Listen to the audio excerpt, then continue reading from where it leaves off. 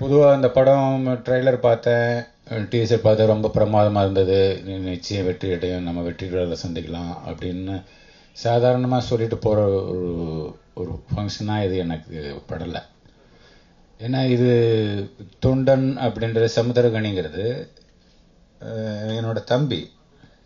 இங்கே வந்துட்டு தம்பி வீராதி வீரன் சூராதி சூரன் சொல்ல வேண்டிய அவசியம் இல்லை. அது எல்லாத்தையும் விட இந்த சினிமா துறையில் விரல் விட்டு எண்ணக்கூடிய மிக அன்பானவர்கள், ரொம்ப பிரியமானவங்க, ரொம்ப நல்லவன், ரொம்ப பரந்த மனப்பான்மை உண்ணவன், எல்லாரையும் அட்ஜஸ்ட் பண்ணி போகிறவன் அப்படின்னு பார்த்தாக்க ரொம்ப குறைஞ்ச ஆட்களில் எனக்கு தெரிஞ்சு 1-2 பேரில் எனக்கு இவன் முதல் ஆளாக படுறேன். விக்ராந்தை பற்றி தான் முக்கியமான சொல்லணும், அதுக்காக கூப்பிட்டேன்.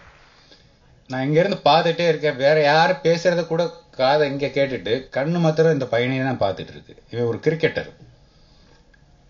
ஒருத்தரும் பேசும்போது அவங்க பவுலிங் போடுறாங்க அப்படின்ற மாதிரியே தான் பார்க்குறாங்க. கண் அப்படியே விரிச்சு பார்த்துட்டு இருக்கு. அது இந்த லைட்ல தெளிவாக தெரியுது. இந்த பால் எப்படி வரும், எவ்வளோ ஸ்பீடில் வரும், எவ்வளோ ஸ்பீடில் வந்தால் இது 6ருக்கு எய்ம் பண்ணுமா இல்லை 4க்கு எய்ம் பண்ணுமா, இல்லை தலைக்கு வந்துச்சுன்னா தட்டி விட்டு கொஞ்சம் எஸ்கேப் ஆகிக்கிறோமா. ஆனால் வர்ற பால் எல்லாத்தையுமே அடிக்கணுன்ற மாதிரியே அவன் கண்ணில் ஒரு ஒளி தெரிஞ்சுக்கிட்டே இருக்கு. இந்த பையனை ஃபர்ஸ்ட் டைம் என்னை பார்க்க வந்திருக்கிற போது வாங்க சேது உட்காருங்க அப்படின்னேன். சார் என் பேர் சேது இல்லை விக்ராந்த் அப்படின்னா. எனக்கு என்ன பதிஞ்சிருச்சுன்னா, சுசீந்திரன் டைரக்ட் பண்ண அந்த பாண்டிய நாடு படத்தில் சேதுன்னு ஒரு கேரக்டர் பண்ணியிருந்தான் அந்த பையன். எனக்கு அந்த சேதுன்ற கேரக்டராகவே பதிஞ்சது. அந்த அளவுக்கு அந்த படத்தில் ரொம்ப பிரமாதமாக பண்ணியிருந்தான். இப்போ நான் சொல்கிறேன் ரொம்ப சத்தியபூர்வமான வார்த்தை. நான் சமுத்திரகனியை பற்றி பேசுகிறது அவன் ஏற்கனவே சொல்லிட்டேன். அவன் நான் சொன்னாலும் சொல்லலைன்னாலும் அவன் தொண்டன் தான், சினிமாவுக்கு தொண்டன் தான். அவன் சினிமாவுக்கு தொண்டாட்டிக்கிட்டே இருப்பான். இந்த பையனை நான் சொல்கிறேன், எழுதி வச்சுங்க. கொஞ்சம் தாமதம் ஆயிடுச்சு. இப்போ ஒன்றும் வயசு இல்லை, சின்ன பையன்தான். இன்னும் ஒரு 2 ஆண்டுகளுக்குள்ள இவன் ஒரு மிகப்பெரிய ஸ்டாரா தமிழ் சினிமாவில் நிற்பான்.